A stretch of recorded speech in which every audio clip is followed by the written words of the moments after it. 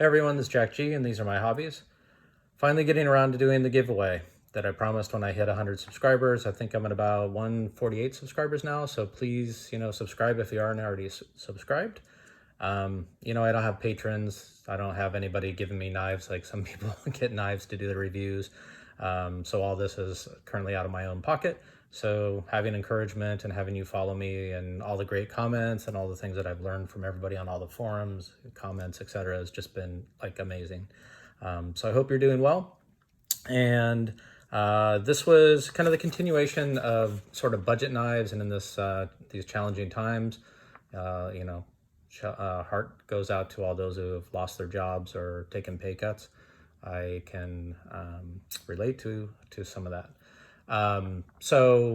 Budget knives are kind of a popular topic these days, and I kind of said tongue in cheek because I had the large Sebenza. What I get 18 of these budget knives at roughly $25-ish each versus one large Sebenza. I don't have my large Sebenza here to actually show you because I had a number of problems with it. It was the Sebenza 31, and unfortunately, it had a few issues. And the good news is that Knife Center took it back, and so I've since purchased a number of other knives that you can take a look, seeing the Waypoint Quiet Carry that I am currently EDCing here, and a few other knives, a couple other knives that are coming. So stay tuned for another couple reviews that I think you'll enjoy. But anyway, let's get back to this giveaway and my final thoughts on these four. And I said that I would sort of stack rank them using my 7 C's of criteria. So I'm going to do that. So let's get this out of the way. And let's talk about originally when I received these knives. I actually ranked them immediately completely differently than I do now. And, or for the most part, I'll explain why. And I'll also let you in on a little secret that I've noticed a lot of reviewers get a knife, they unbox it, and they give their opinions on it. And I think initial opinions are great. I've done the same. But I think until you've had them in hand and in the pocket, and I actually kept these in pocket and used them quite a bit more than I normally would before I give my opinions. Then I'll give like deeper reviews later on other knives that I've done. But I think my opinion changed quite a bit actually as I carried these and used these knives. So originally, right out of the box, I had them sorry, I wish I could edit that out.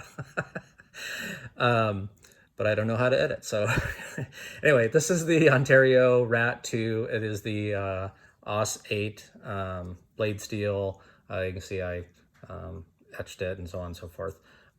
This right off the bat was ranked number 1 in out of these 4 knives. This is the Kershaw. I always forget this name. The Entropy. And this knife I had ranked as last. And this Kershaw Misdirect I had ranked second to last. And the Pilar was at a pretty dead heat. So you're wondering why this Pilar. I think if you saw my other videos, it's in pieces because I played around with doing some anodizing, which I'll show some other stuff later on, some anodizing that I did that worked out well. This one worked out fairly well, at least in this color. It was nice to be able to have this Pilar and have the ability to customize it, which I very much enjoy. But I have worked long and hard to try to get this screw out without stripping it, and I haven't stripped it, but I haven't been able to get it out. So the Pilar is still in pieces, but it actually is good because I want to speak to that. Some of the things that I didn't like about the Pilar. But I had ranked the Pilar close with the Ontario Rat2, and then followed closely by the Misdirect, and then last, but not least, really, this other Kershaw here, the Entropy. Okay, so let's quickly go through the 7 C's, and then I'll give you the details on how you can win one of these knives. Ready? So first C is comparison. Will this complement my collection and sort of form and function? The thing that I would say about these budget knives, especially in comparison to more expensive knives, is that the nice thing about them is I don't worry about, based on, breakage or resale or keeping them pristine, kind of just thrashing on them. So that's one of the beauties of owning a budget knife, I think. And so would I only have high quality knives or only have budget knives? That's kind of a matter of preference. It's up to you. I think that a few budget knives in your collection, especially if you're starting out as a knife collector or just want to see what you like in knives fairly inexpensively, I'd highly encourage it, because there are things that I do and don't like about all of these knives that I now use as part of my criteria to buy other knives, like, you know, a frame lock versus some other locking mechanism, like a liner lock or the Benchmade access lock that I really like, because it's a, you know, very fidgetable. So it kind of depends on your needs as far as that goes. So on comparison, I would definitely compare these similarly, but also against my other higher end knives on sort of different criteria, I guess. I think I did a terrible job of that one, but anyway, let's move on. So cost, I mean, clearly these are a lot less expensive at around $25. I'm going to come back to cost in a little bit because I think some of that has to do with build quality. All of these knives are actually built fairly well. They've been around a long time. As you saw here, they've been around for years. They have a lot of high ratings, 4+ stars. So look, you're getting good value for the money, and that kind of ties into, you know, what I consider cost is value. So, you know, all 4 of these actually pretty good cost for the, or, you know, the cost is good, the value is good. Coolness, I think that these look pretty cool. I'm a little meh because I'm a little jaded and I own a bunch of really nice high-end knives. So, you know, do I look at them and go, is that cool compared to, I don't know, some other knife or something, right? Yeah, I kind of like them. I would have no problem carrying these, and I did for a few weeks. So there you go. Customization. So let me tie sort of cost customization and then to the next one, the cut. The cut and the blades are all fairly similar. I think the Rat2, because it's a fairly flat grind, tends to cut a little bit better, like on cardboard, etc., than say this Kershaw, just because of the shape of the blade.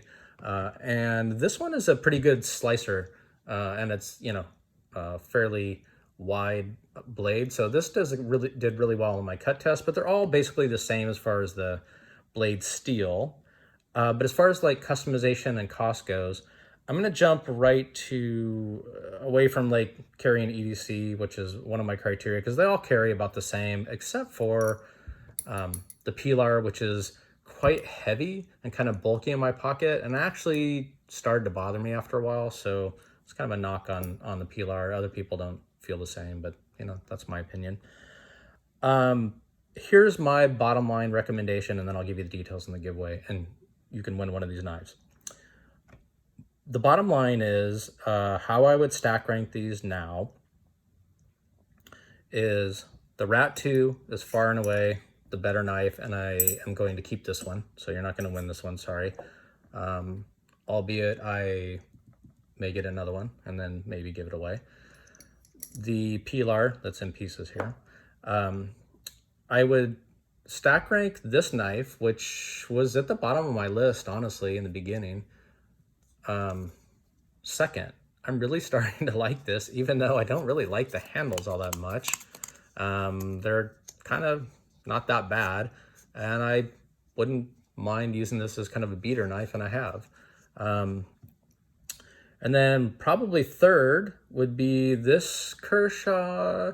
Would be pretty close to, believe it or not, which I'm going to get probably a lot of people that, a lot of Pilar fanboys, they're going to say I'm nuts. I'm putting the Pilar last, and I'm going to explain why in a minute. So on the customization and on the cost, my recommendation to you is buy the Rat2, but get it in the upgraded D2 blade steel. I do like this plastic nylon handle, and so I wouldn't bother with the carbon fiber that they put on G10 because it feels fine and you don't really care too much about it. But I would go with the D2 steel, because I think that the AUS8, you're going to continuously be resharpening this, and I think it's just a pain in the ass.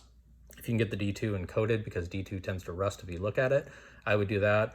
But get a strop like a $10 to $12 strop. I'll leave a link to Amazon to a strop, because all of these knife steels, you're gonna have to strop them fairly frequently, because the blade edge quality of the steel compared to like a higher end knife is just not gonna hold an edge as much. But the Ontario Rat2, I'd spend twice as much, maybe $50-ish, and get the, it's called an R2D2.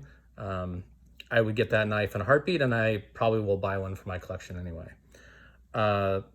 This one, there's not much to customize on as far as what's available in different types of knives. The Pilar, on the other hand, and I think it's the bigger Pilar, comes in carbon fiber, which would reduce the weight.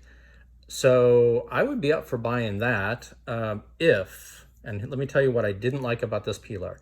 Number one, they use red Loctite, and I can't get this off, and I'm really upset about it, and I've tried a bunch of things, including hair dryers and heat. I'll keep working on it, but we'll talk about what else I didn't like about it. The things that I didn't like about it are that it had a lot of hot spots, and what I mean by that is when you open it with the thumb stud here, this is super sharp, at least on mine. I don't know if everybody else's is, and I had to sand this down on this side, on the opening side. Otherwise, it was just cutting into my hand. And along those lines, this, where the pocket clip, you could put, you know, up or down, right here, and it tends to have your finger here all the time when you're opening and closing the knife. These edges in here are so sharp that they just irritate me so much that I just, every time I would open it and shut it, in fact, it's bugging me right now just talking about it, in here, and I tried to sand a little bit, but it was a pain in the ass. Maybe if you had a small Dremel or something, you could get in there. But it's just so sharp and pointy in here that I just really started to hate this knife. So, and the weight in the pocket, given those things about the PLR, is why I put it at the bottom, believe it or not. Now, everybody's going to disagree with me, I think, on that. And if you look at Reddit, I have a thread on there about these 4 budget knives and ask people's opinions on how they would rank them. And everybody has a different opinion. However, the Ontario Rat2 is always ranked pretty high. So if you're buying a first starter knife, get the Ontario Rat2 and D2, and you'll be super happy, would be my recommendation. Okay, so the rules for the giveaway. Here's what I'm gonna do. This is the first time I've done a giveaway. Is, first of all, you're gonna kind of have to be on the honor system for some of these things. You're gonna have to be 18 years or older. Unfortunately, you're gonna have to be in the United States. I have a number of international followers, and you guys are just like amazing. Because I can't really afford to send one of these for free. You are responsible for your own knife laws as far as, like, you know, knife length, blade, etc. And I'm going to put this here so you can get a quick screenshot so you can see the size of the blades on these. Okay, so 2.9. I'll probably send this one out because it's under 3 inches, and most people, that'll be legal in their state. Okay. 3 inches for the Rat. I'm gonna probably hang on to this Rat until they get a D2 version, and then maybe I'll, if I hit 100, let's call it 200 subscribers, I really need to get to like 1,000, because that's kind of how the YouTube thing works, believe it or not. So please tell your friends, subscribe. And then the peeler, I actually might give it away in pieces parts. And so if you're interested, by the way, in taking a bag of parts, because I've about had it with this thing, including the titanium, which is kind of fun, and some anodizing you can do, and see my other video on that. If you want a bag of parts for the peeler, I'd be willing to send that out as well. So in your comment, so you must be a subscriber, you must comment on this video, and the only thing you need to do in the comment is just say that you accept, one word, accept.